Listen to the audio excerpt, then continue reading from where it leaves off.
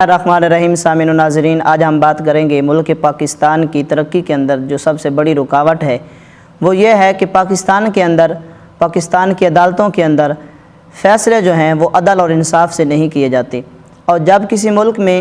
فیصلے عدل و انصاف سے نہ کیے جائیں، میرٹ پہ فیصلے نہ کیے جائیں، جب کسی مظلوم کو اس کا حق نہ دیا جائے، جب غریب کا حق غصب کیا جائے تو وہ ملک کبھی ترقی نہیں کرتا بلکہ خسارے کے راستے پر ہی چلتا ہے۔ اس لیے اللہ تعالیٰ نے قرآن مجید کے اندر ارشاد فرمایا، یا ایھا الذین آمنوا لا تاکلوا اموالکم بینکم بالباطل، اے ایمان والو ایک دوسرے کے مال کو باطل طریقے سے نہ کھاؤ۔ باطل طریقے سے کھانے کا کیا مطلب ہے؟ علماء فرماتے ہیں سود کے ذریعے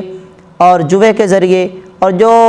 حرام اسباب ہیں ان کے ذریعے مال کما کر ایک دوسرے کا غصب کر کے چوری کر کے مال نہ کھاؤ۔ ملک پاکستان کی ترقی کے اندر سب سے بڑی رکاوٹ جو ہے وہ ہے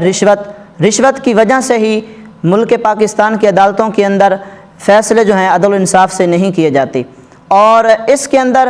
سب سے بڑی جو رکاوٹ ہے عدل و انصاف کے اندر وہ تین بڑی وجہ ہیں، تین بڑی رکاوٹیں ہیں۔ پہلی وجہ ہے رشوت، اس کے بعد ہے سفارش اور اس کے بعد ہے طرفداری۔ یعنی کبھی تو لوگ جو ہیں حاکم یعنی فیصلے کرنے والے جو ہیں وہ طرفداری کی بنیاد پر فیصلے کر دیتے ہیں، یا پھر سفارش ان کو کی جاتی ہے تو وہ فیصلے کرتے ہیں، یا پھر جہاں یہ دونوں کام نہیں کرتے یہاں ہمارے اداروں میں رشوت کام کرتی ہے۔ اس لیے نبی پاک صلی اللہ علیہ وسلم نے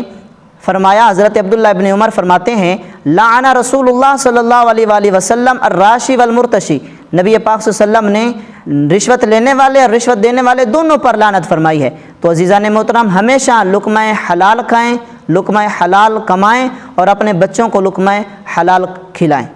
یہاں پر میں ایک اور مسئلے کی بھی وضاحت کرتا چلوں، ادارے ایسے بھی موجود ہیں جہاں ایک معزز بندے کو بھی معاف نہیں کیا جاتا، تو کیا اگر کوئی بندہ جو ہمیشہ حلال کھاتا ہے حلال کماتا ہے تو